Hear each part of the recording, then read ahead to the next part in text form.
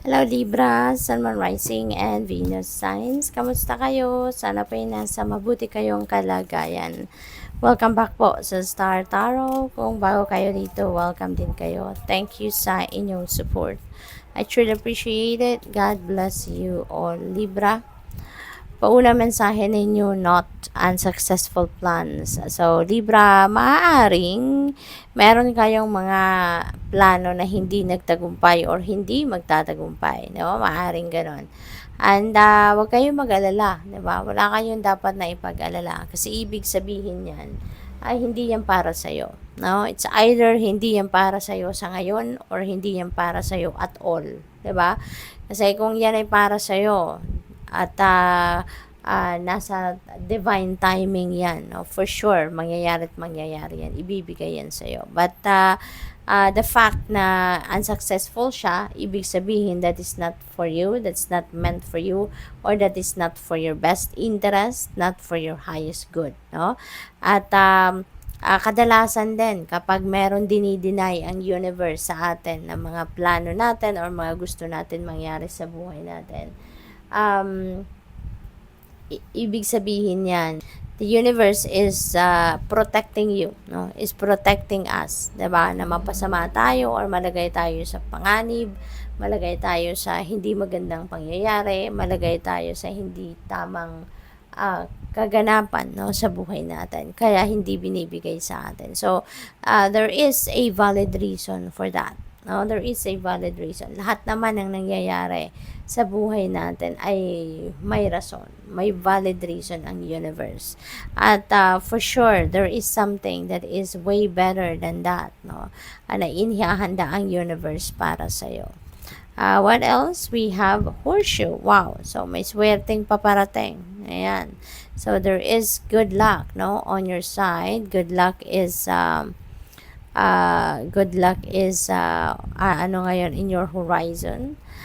Use your intuition to make beneficial changes, okay? Gamitin ninyo ang inyong intuition para makagawa kayo ng mabuting pagbabago, no, sa inyong sitwasyon.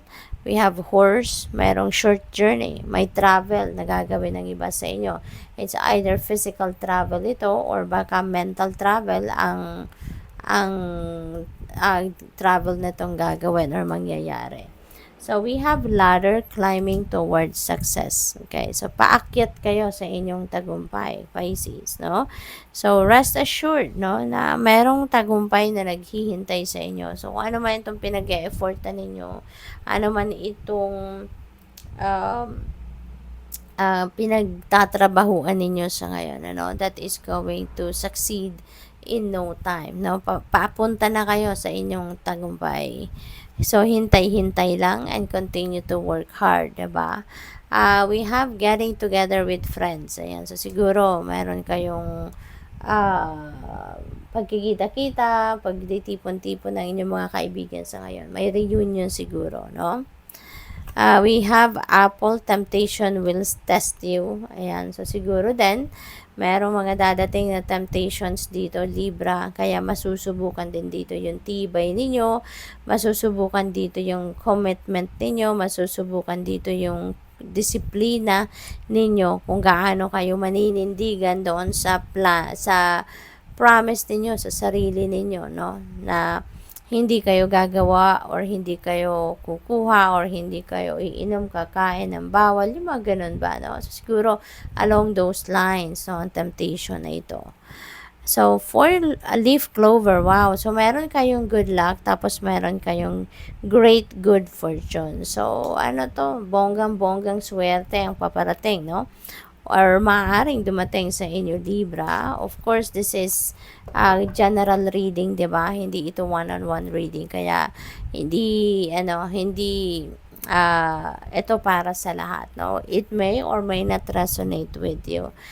So, ito may great good fortune na maaaring bumalot sa inyo sa ngayon. Swerte kayo sa ngayon. We have Chloe, be careful, do not take risk. Okay? Huwag muna kayong mag-take risk sa ngayon. Huwag muna kayong sumubok ng mga bagay na hindi pa ninyo yan nasusubukan before. Stay put lang kayo kung nasaan kayo ngayon. Kung anong kakaabala ninyo, anong trabaho ninyo, dyan muna kayo sa ngayon.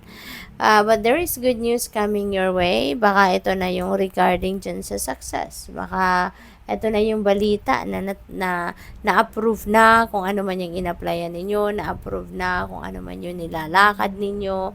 Baka maririnig ninyo na tapos na, no? Na okay na. Okay na yung ginawa ninyo, maaring ganun. Or kung ano pa, no? Ang mga ine-expect ninyo or hinihintay ninyo, baka yan ay tagumpay kayo, yan ay ibibigay na sa'yo, kaya magandang balita yan. So, what else? We have success. Ayan, so, ladder of success, diba? Tapos ito, guaranteed success talaga ito, Libra. So, definitely, meron kayong pagtatagumpayan dito. So, good luck, no? And congrats to that. Kasi definitely, magtatagumpay na talaga kayo.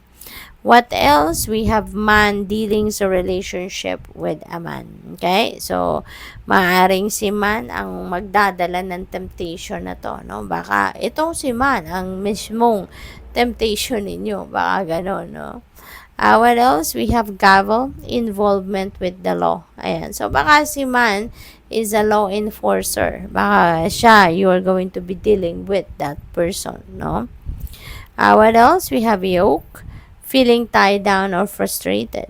Ayan. So, maaaring related yan dito sa involvement with the law or dito kay man energy, no? Maaaring mapufrustrate kayo sa sitwasyon involving these two energies.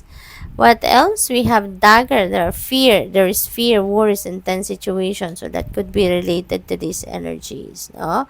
But don't worry, we have good luck and good fortune. So, baka mabago din ang inyong sitwasyon, no? Ng mga ito. Baka mawala din ang mga yan.